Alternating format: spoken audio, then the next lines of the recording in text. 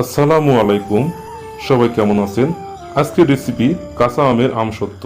টক মিষ্টি ঝাল কাঁচা আমের এই আমসত্ত্বটি দারুণ টেস্টি। প্রথমে আমসত্ত্বটি তৈরি করার জন্য আমি 5টি আম নিয়েছি। এখানে আপনারা বাড়িয়ে আম নিতে পারেন, যতগুলো ইচ্ছা আম নিতে পারেন। আমগুলো ভালো করে ছিলে নিতে হবে। তারপরে আমগুলো টুকরো টুকরো করে কেটে নিতে হবে।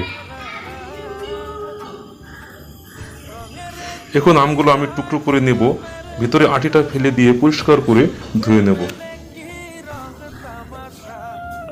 এখন একটি কড়াই গরম করতে দিয়েছি। এখন আমগুলো কড়াইয়ের ভিতরে ঢেলে দিই। চুলার উপর একটা প্যান নিয়ে নিয়েছি এবং আমগুলো সব ঢেলে দিয়েছি।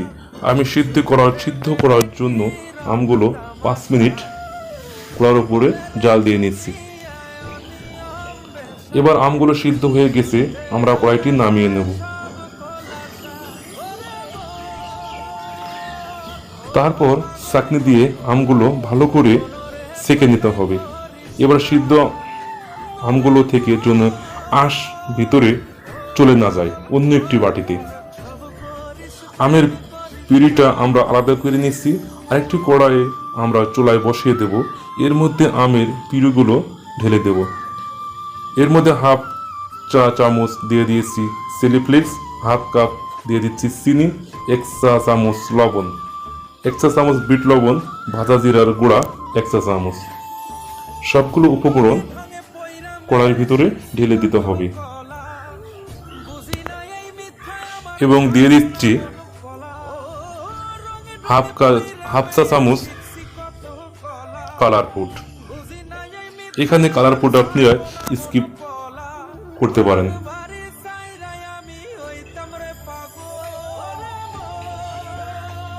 ভালো করে মিক্সড করে নিতে হবে এবং হালকা তাপে কড়াইটি উত্তপ্ত করতে হবে। এবার আমরা ভালো করে মিশিয়ে নেব এবং পিউরিটি ভালোভাবে ঘন হয়ে আসলে আমরা নামিয়ে নেব। দেখুন পিউরিটা ভালোভাবে ঘন হয়ে গেছে। এখন এটি শুকানোর জন্য 3টি স্টিলের প্লেট নিয়ে নিয়েছি।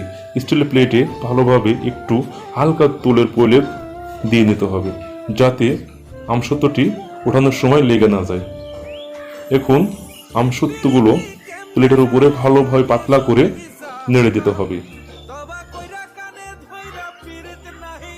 এরপর আমরা রোদে শুকিয়ে নিতে পারি।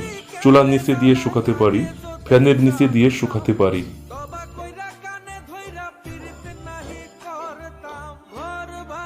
এখন আমের সিজন। আমসত্ত্ব না করলে কি হয়, রেডি হয়ে গেছে আমার আমসত্ত্ব। এবার আমরা প্লেট থেকে আমসত্ত্বটা তুলে অথবা প্লেটে রেখে সুন্দরভাবে সাইজ মতো কেটে 1 বছরের জন্য রেখে দিতে পারি।